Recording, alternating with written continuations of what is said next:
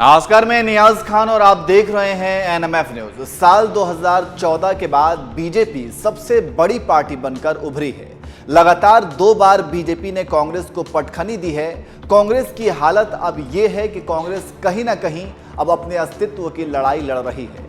वैसे बीजेपी का इस तरह से बड़ी पार्टी बनकर उभरने के पीछे उनके राजनीतिक एजेंडा, कार्यकर्ताओं और नेताओं की जमीनी स्तर पर मेहनत तो है ही।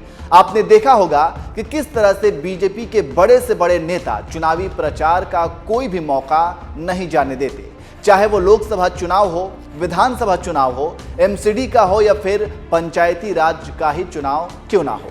सभी चुनावों में बीजेपी के फायर ब्रांड नेता भी प्रचार करते दिख जाते हैं। इस तरह से उन्होंने अपने पीआर को मजबूत किया है, गांव कस्बों के लोगों तक अपनी पहुंच बनाई है। कुल मिलाकर बीजेपी के प्रचार तंत्र के आगे कांग्रेस कहीं नहीं टिकती है।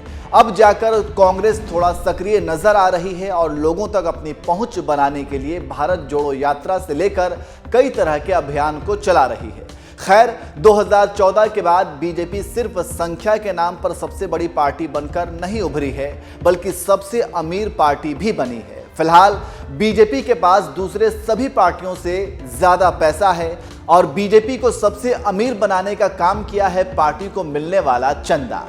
इस वीडियो में हम आपको बताएंगे कि कौन सी पार्टी को कितना चंदा मिला है और वे अमीरी के मामले में किस नंबर पर आते हैं।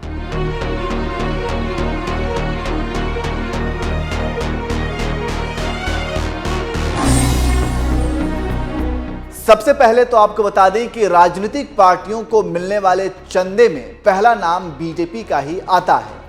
धनराशि के हिसाब से बीजेपी के दान में 28.71% का इजाफा हुआ है। 2020-21 के दौरान बीजेपी को 477.545 करोड़ रुपए का दान मिला था। यह दान बाकी दूसरे सभी दलों के कुल दान से 3 गुना ज्यादा है।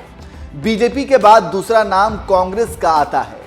2021-22 के दौरान कांग्रेस को 95.459 करोड़ रुपए का दान मिला था। वहीं एनसीपी 57.905 करोड़ रुपए के साथ तीसरे स्थान पर है।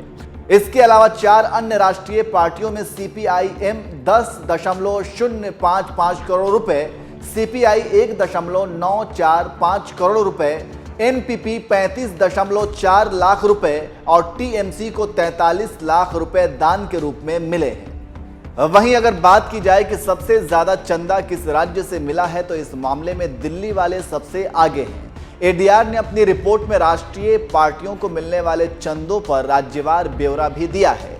इसके मुताबिक वित्तीय वर्ष 2021-22 में दिल्ली के लोगों ने पूरे देश में सबसे ज्यादा राजनीतिक चंदा दिया है।